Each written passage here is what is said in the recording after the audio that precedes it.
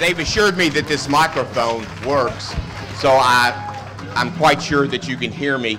Yesterday in Vortex, I spoke with a woman, and after we talked for a few minutes, she sort of curled her nose up a little bit and said, "I can't understand a word you're saying. You must not be from around here." But I would like to thank the mayor and the county judge and the sheriff for allowing us to visit the good people here in Letcher County. And I would like to also say thank you, if I can find him, to Congressman Perkins.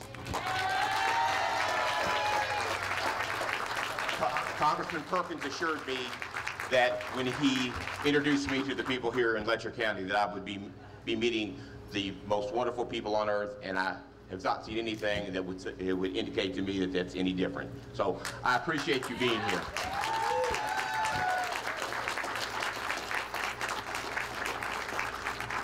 We spent a very long day yesterday conducting hearings, and I spoke with many people.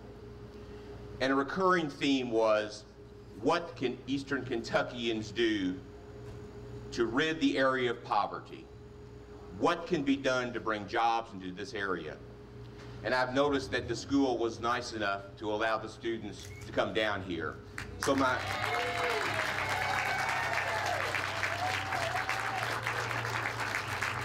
So my remarks are directed more to them. I agree, welfare is not the answer. The answer to ridding poverty in this area is jobs. How can that be brought about? There are two things that the youth here in this area can do. Number one, stay in school. Get your education. That education will provide the basis for industry to grow. If you do not have an educated workforce, then no one is willing to come in here and set up a factory. That's the first thing that you have to do. Your education will provide a better life for you, but it will also allow you to better the society in which you live.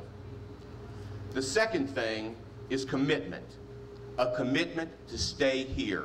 A commitment to fight for the area in which you live.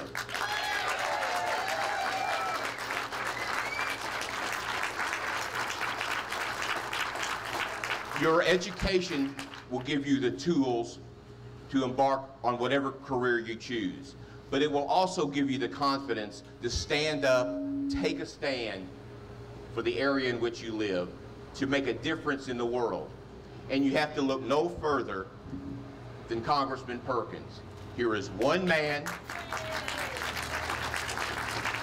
who has done so much for so many, not just here in Eastern Kentucky, but also throughout this country. He is a shining example of the difference that one person can make. So we're off to Neon. And I understand there's a high school there, Fleming Neon, that you people might be familiar with. I understand that they're one of your rivals. So I'm not sure if the principal at Whitesburg High School will allow you to follow us down, but I was told that if you do, you might want to take off your orange shirt. But let me close by saying, especially to the students that are here, I've been told that Kentucky has lowered the voting age to 18. Stay in school, commit to where you live, but vote.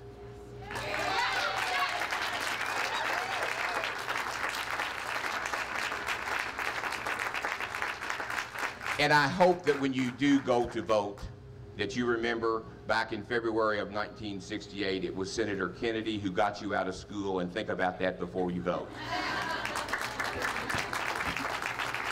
So I appreciate your enthusiasm. I hope the enthusiasm from the students wasn't just because they got out of class, but I appreciate everyone who is here. We're going to conduct a hearing in Neon. We'll be there shortly. Anyone here who wishes to go down there, let us know what your concerns are, how we might better approach these problems here.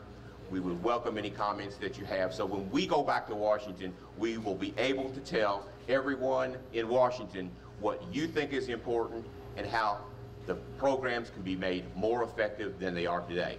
Thank you very much. Oh, yeah, I guess so. Well, you've just seen Kennedy speak here at the courthouse. How do you feel about Kennedy being in Kentucky? Well, it's marvelous to have somebody of his stature come through here and express his opinions about what these people need to do, what we need to do as a group. It was wonderful. Do you think he's really interested in helping us out then? I think so. I think he's legit. I think he's for the common man, the people. Very good speech. Okay, just from a personal standpoint, do you think he's going to be elected president? I hope so. You hope so? I hope so. Okay. Thank you very much. All right. You've seen Kennedy talk on the courthouse here. How do you feel about Kennedy being in Kentucky? I'm glad he's here. I think he can help us turn the poverty situation and the other problems we've got around. You think he's interested in helping us out and he's going to get things done? He's one of the first ones that came here that pretty much proves that he is. Yeah, that's true. Okay, from the standpoint of a student, how do you feel about Kennedy being here in Kentucky? Well, I think it's really good what he's doing. He's here for a good cause, and we need somebody like that in our area working for us. You think he's really interested in helping us out, and you think that what all he's saying is true, and he's not just going to go back and forget about us then? I think he's very sincere. I think he means what he says. Okay, thank you very much. I did feel in many ways that we had a lot in common, coming from the north, being sort of this northern intellectual, coming down and experiencing Appalachian poverty for the first time. And I'm not sure if he had the same reaction, but as an African American, for me, it's particularly striking to see such rampant and widespread poverty among white populations, because being very much a northerner, being familiar with northern urban cities, I'm more familiar with poverty among people of color. And often it's easy even for progressives to really correlate race and class together, forgetting that the vast majority of people who are poor in this country are white. And so it actually, in a way, it's a double-edged sword. It's both depressing to see that the power structure, the white power structure in this country, is willing to oppress even other white people, but it's comforting in this fact that it reminds us that the issue is not primarily about race, but really primarily about class, and that there is great potential for reaching across these class commonalities to build a broader social movement across race, so that we can actually achieve social justice. If we recognize our common destiny and common enemy.